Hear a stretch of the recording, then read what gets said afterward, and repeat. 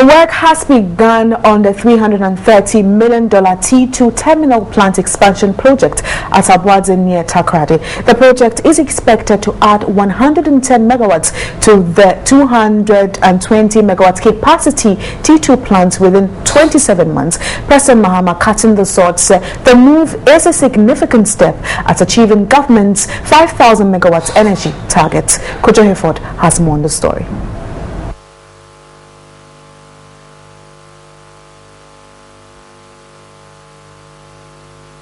The Takoradi 2 thermal plants contribute 220 megawatts to the country's power generation since 2000. The facility is operated by the Takoradi International Company (TICO), which is a joint venture between VRA and TACA of the United Arab Emirates. TICO currently runs 2 simple cycle generation plants of 110 megawatts each. General Manager of TICO, Nana Osafueje, highlighted successes of the first public-private partnership in the energy sector.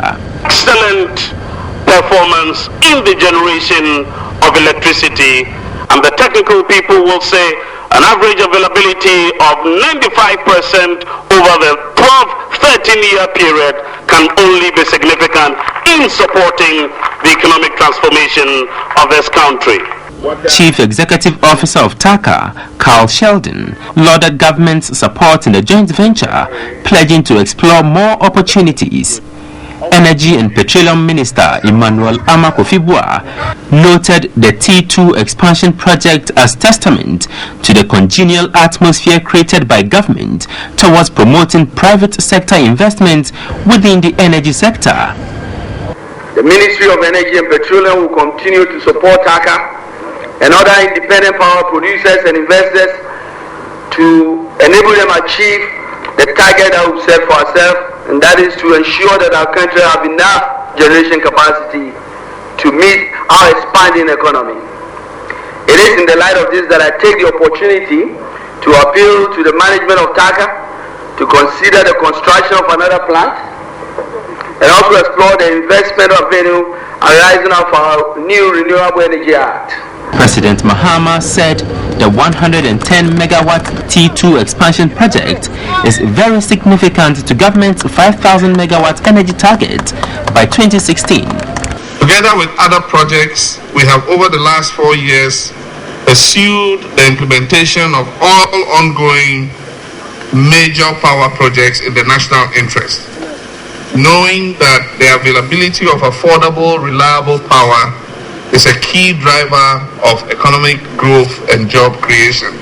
This project, for which we are breaking ground today, will add an additional 110 megawatts, which takes us one significant step towards realizing the 5,000 target.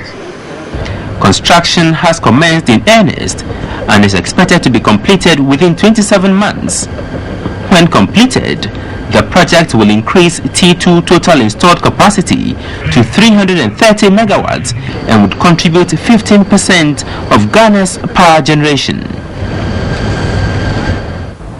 More on power generation, and President Mahama has assured daytime load shedding exercise is over. The move will restore reliable power supply to industry, particularly SMEs. President Mahama said government is working frantically to end the load shedding program by the end of April. I was happy to announce the off-peak load shedding, which is the taking of power during the day, mostly as a result of the challenges we have been facing, to be over. What this means, my fellow countrymen and women, is that we will not be putting off your lights between 6 a.m. and 6 p.m., which is generally considered off-peak, as was the case in the last few months. This is good news, especially for the small and medium enterprises, the hairdressers, the barbers, the welders, the auto mechanics, and the other various tradespeople who have been frustrated by the power outages that have been happening over the last few months. But let me say that we're not completely out of the woods yet, which means that in the evenings there will still be some load shedding, but we will not shed beyond 80 megawatts in the evenings. And very soon, I expect that by the end of this month, we should bring this phase to an end. We're still focusing on the utilities this afternoon. An acute water shortage within the Adenta municipality and most parts of Accra has been linked to widespread illegal water connections. Now, water distributors have tapped into the main water transmission lines along the motorway using high-pressure pumps, inhibiting supply to homes. We bring you an investigative report by Peter Kwao Adato. I believe that Adenta Municipal Assembly is also entitled to the rationing of the water. It's also important for me also to draw the attention to the illegal activity that is going on in Ajegano. And I am surprised the Ghana Water Company does not even take interest, because you go there right now, people are selling water. Is Ghana Water Company saying that they are not aware? That is to say that we as an assembly, we are going to embark on a visit to the Ghana Water Company. Frustration from the municipal chief executive for Adenta, Kakra Van Leer, and the Ghana Water Company's denial of the story sent us on a mission. Our first stop was the Accra Northeast District Office of the Ghana Urban Water Company at Legon. A customer care supervisor by Kana Bilabia only schooled us on the need for expansion as a solution to water problems in Ghana, but declined to speak on camera.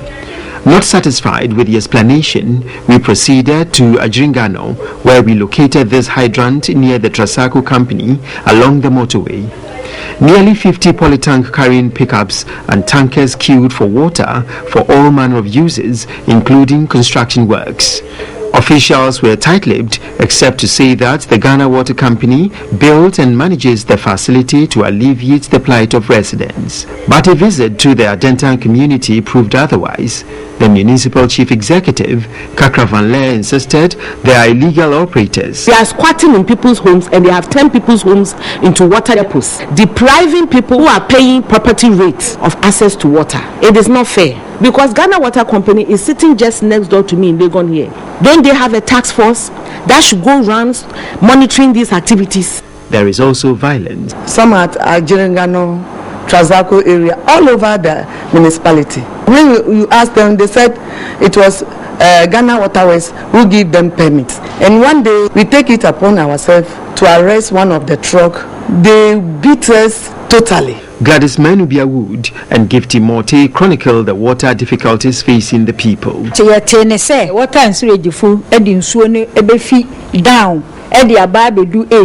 We were told Adentan will be supplied with water from two sources, Dodowa and the booster station at Legon. Unfortunately, water has never flowed through our taps for the past 8 years. We are being denied because of the illegal water business. There is a need for an urgent investigation to establish the cause of water shortage in this area.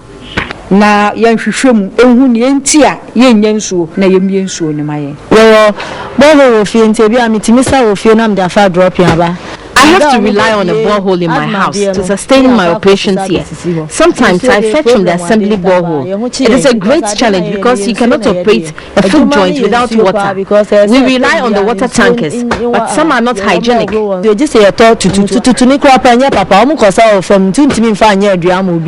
Armed with tight security, we moved into the area once again, first to this uncompleted building about 40 meters away from the official hydrant. 6 trucks queued here fetching from an underground water tank that draws water from these pipes connected to high pressure pumps inside the structure.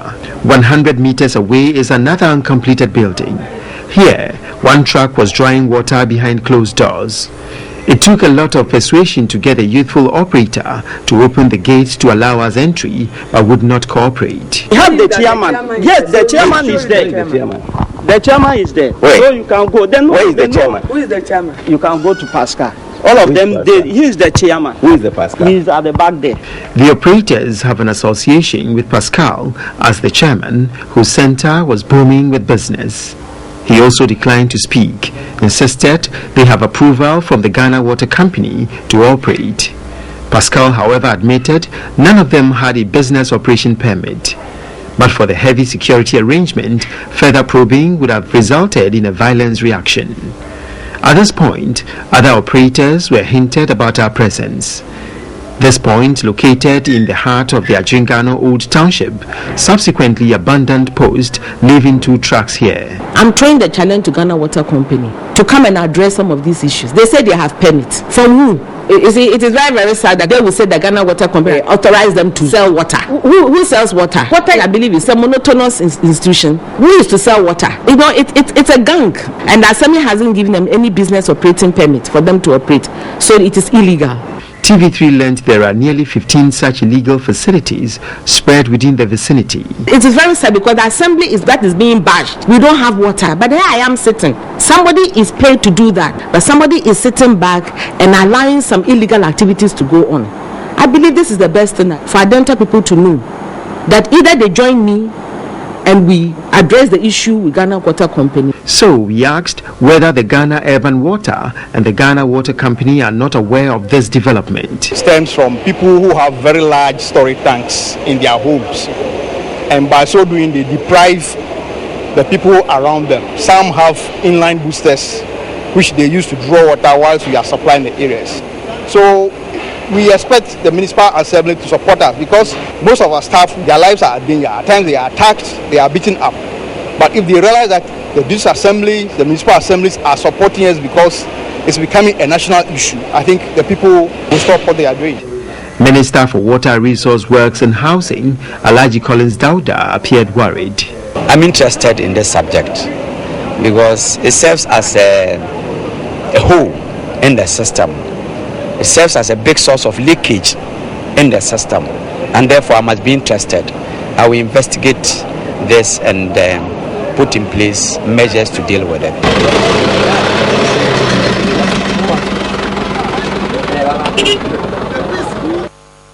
Chairman of the Parliamentary Select Committee on Water Resources, Works and Housing, David Isumin, has told TV3 the Ghana Water Company Limited must ensure it puts in place measures to tackle leakages and illegal connections. David Isumin said the committee will continue to put pressure on the company to ensure losses are reduced. He spoke to my colleague Biden Namfo during News at 10. Is there any immediate measure to correct this? It is true that this problem has been occurring every now and then. But I am aware that the Municipal Chief Executive of Adenta, Honorable Kakra Van Leeuwen, some time ago, paid visits to some areas that were suspected to be dealing in this illegal issue. And I believe there was a lot of hue and cry about this.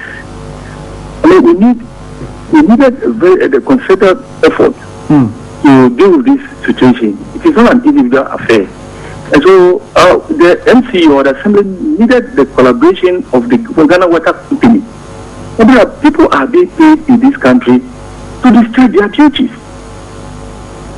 Not long ago, Akwa Round came to manage our water system. And we were dissatisfied with the operation. They left. Ghanaians are now in charge.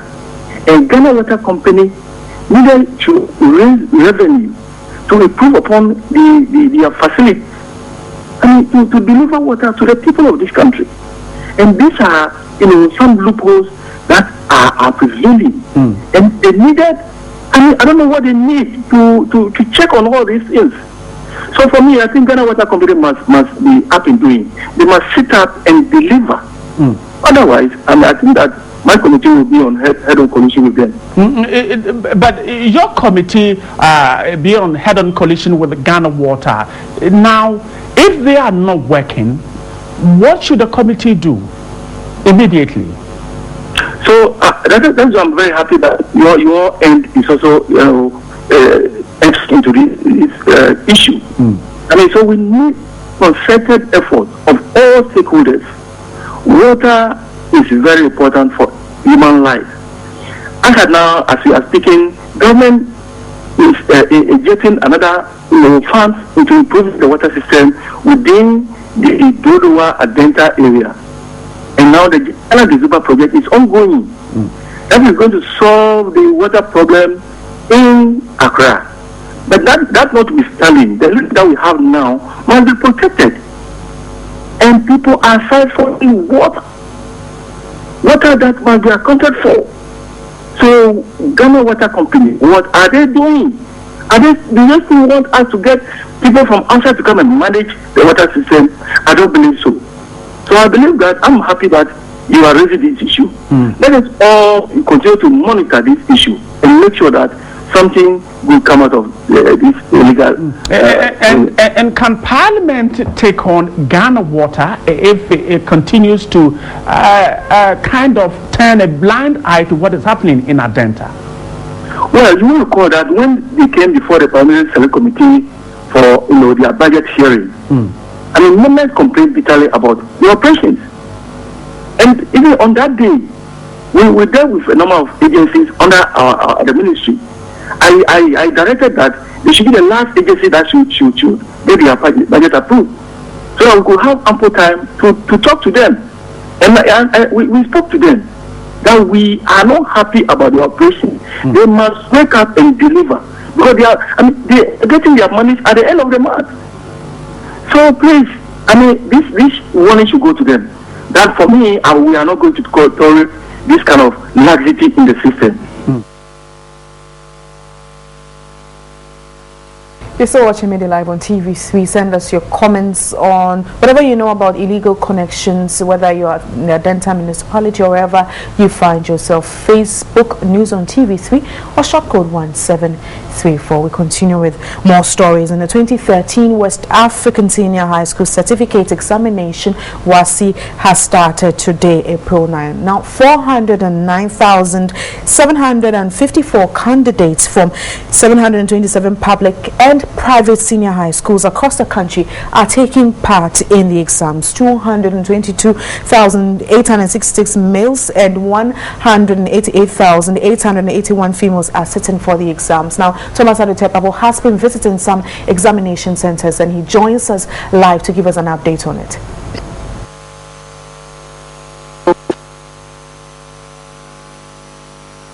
Oh, we've lost that connection there, but like I did say early on, the 2013 West African Senior High School examination, which is WASI, started today, April 9. Well, I'm told we have Thomas back there, so he's going to give us an update on the exams.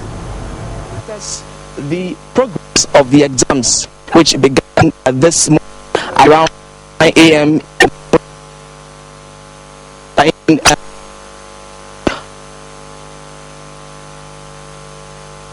Well, when we do have a proper connection or clear connection, we will link up to Thomas Adutepapo again. But next is what you think, and we're still looking at the series of strike in the country.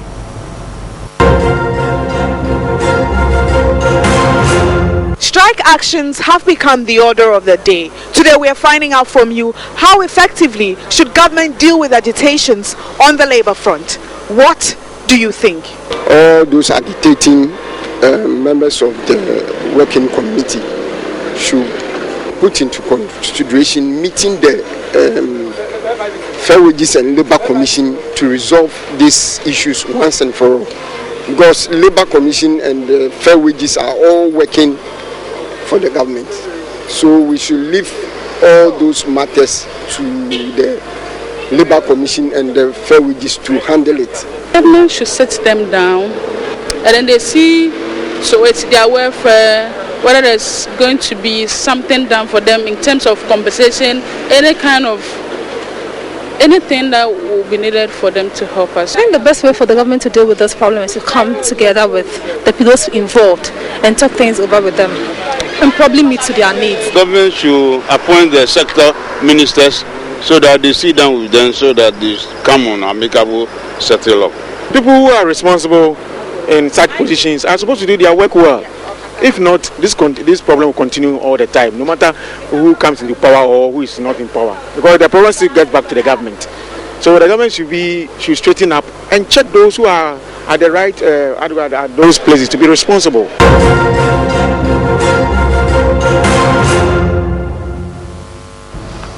So those were some views on what you think, but we're going for a break. When we come back, the gentleman with all the facts and figures from the world of business is standing by. That's quick with me.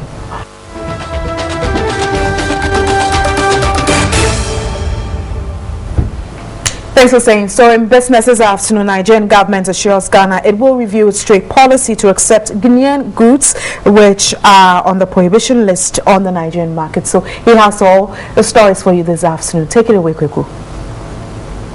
All right, thank you very much, Wendy Lai, for all those updates. Definitely would also be looking at the stock market and the assurance that the African stock market is the place to look at. It's the next investment destination. Of course, ETI is behind the facts, behind the figures right now. Later tonight, we get to talk about it. But we're ready to bring you all the latest updates in business stories.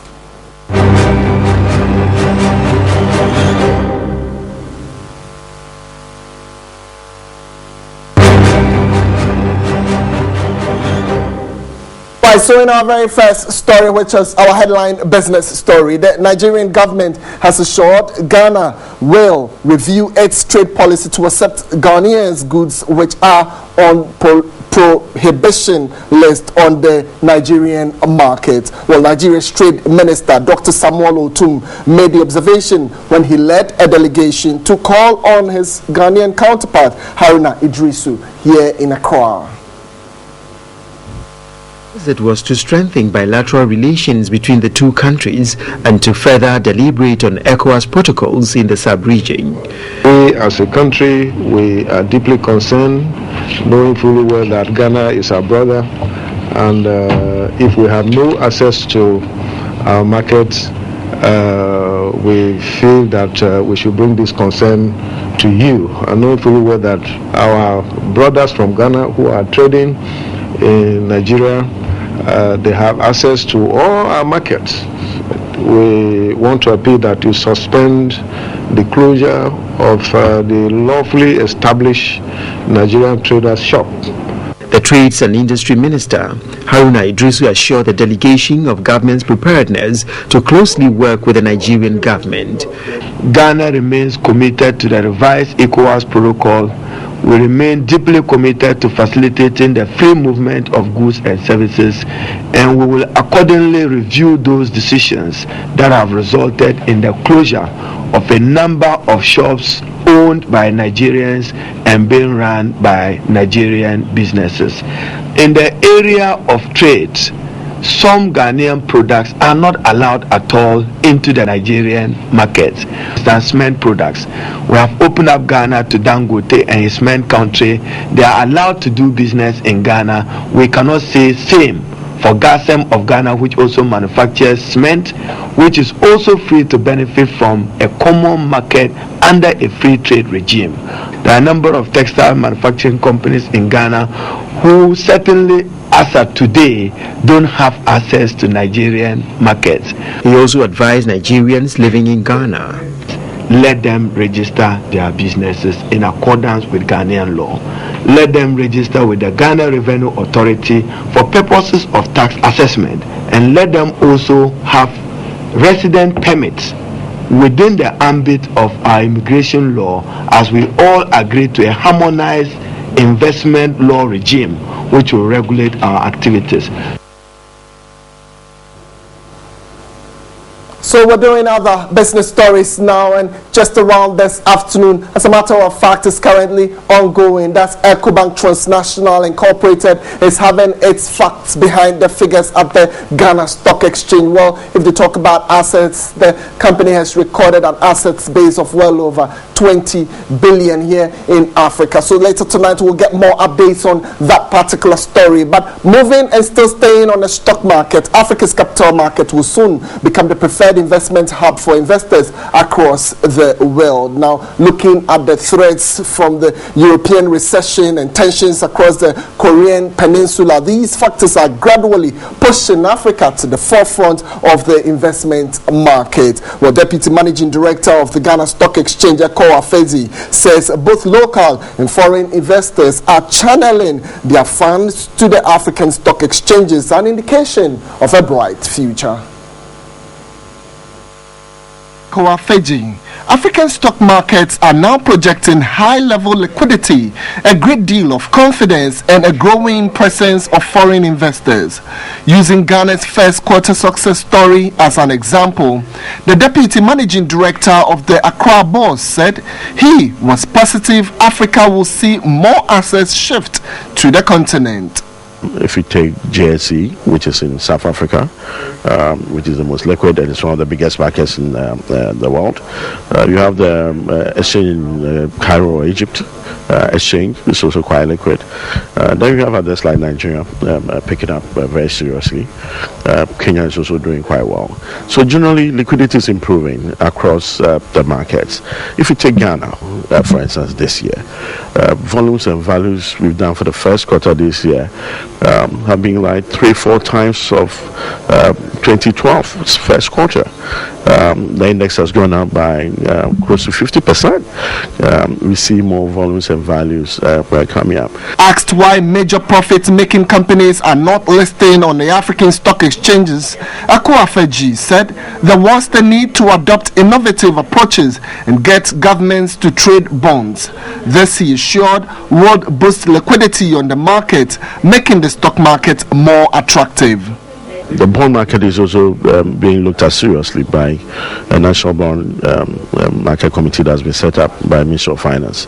So that's one area we also want to develop, the corporate bond market, especially with the new pension fund reforms and a lot of funds being released to fund managers. They need to find their way into investments, and one of the safest investments can go into is to go into bonds, which are less risky. So that is another market that is being developed seriously. So if this afternoon you are an accountant, then definitely this one might be a good call on you. As the accountant and vice rector of the Pentecost University College, Professor Omane Ntwi, has tasked his fellow accountants to help reduce corruption in the country. Definitely, corruption not one of the best, but he has also charged them to be objective and also very ethically minded. Professor Omane Ntwi was addressing an accountancy forum organized by the Department of Accountancy and Accounting Information System of Kumasi Polytechnic. The forum was intended to provide a platform for accounting students to interact with practicing accountants in order to receive tips for the job market. Professor Omane Ntwi touched on the role accountants play in fighting corruption. He said their actions and inactions can minimize or maximize the level of corruption in the system. Professor Omane Ntwi called on accountants to exercise a sense of responsibility. Remember, today the political leaders want to make sure that there's accountability. If you listen to the radio arguments and whatnot, everybody's trying to say that let us be transparent. The head of Department, Accountancy and Accounting Information System, Ishak Chebrobe, stressed on the forum's benefits to students.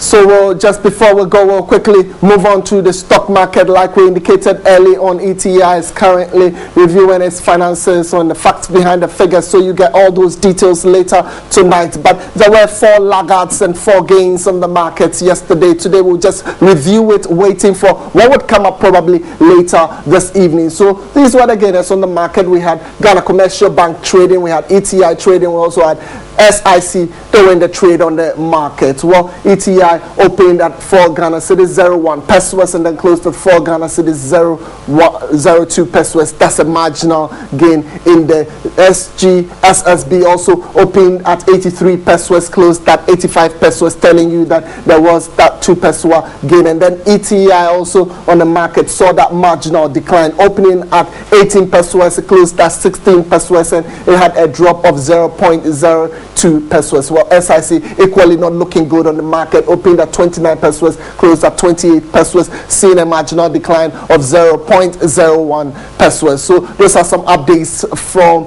the stock market. Later at 4:30, we'll talk about Ghana's currency, that's the cedi, and then we'll also critically look at the commodity markets. My name is Kweku Teme. Many thanks for joining us on the business segment of Midday Live.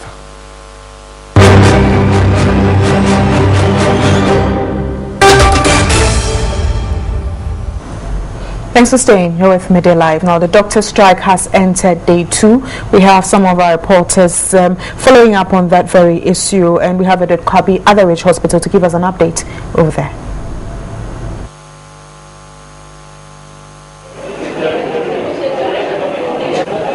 The doctor's strike action has entered its second day, and of course, they are not attending to patients. What they said was clear. They are attending to only cases of emergency in the various hospitals across the country, and they have made it clear, and this is actually evident on the ground.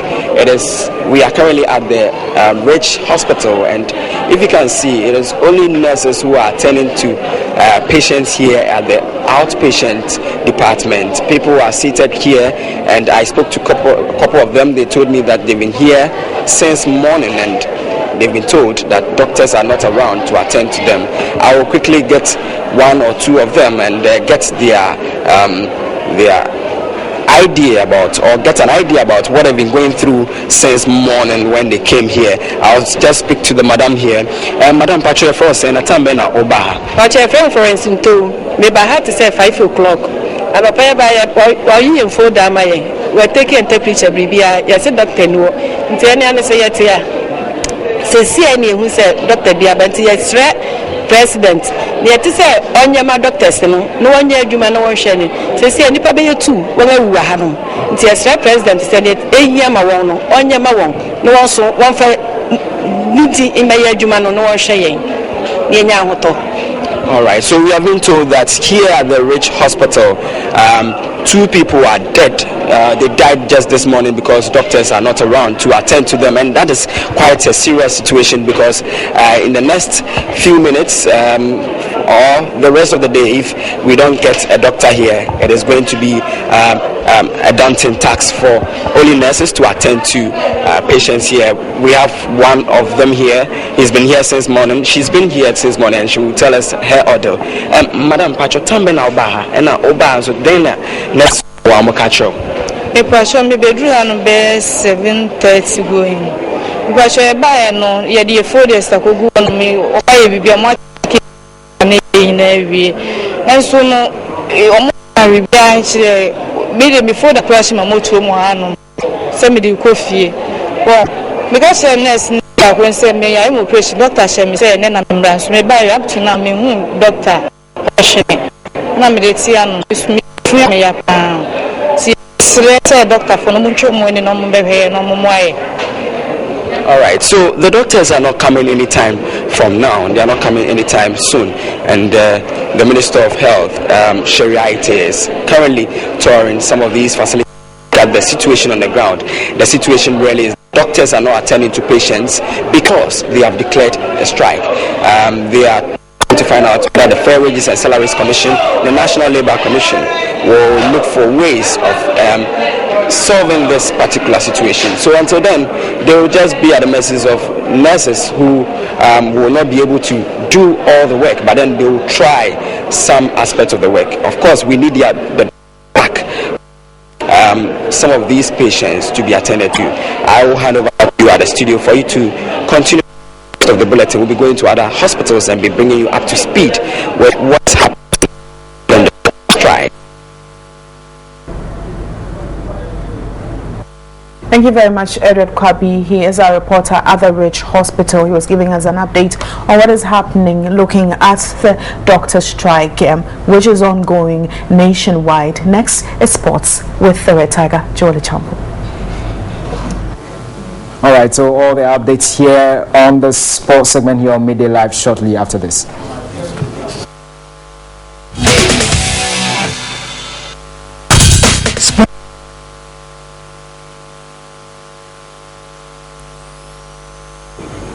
All right, welcome back. This is the sports segment, and my name is Joel Champon. This afternoon, let's start with a story on Kumasi Asante Kotoko. And after their disappointing CAF Champions League round yesterday, and on the Midday Live segment on the news, we spoke to Jerome Autry, who is of the opinion that Coach Didi Dramani should be maintained as coach of the Kotoko side.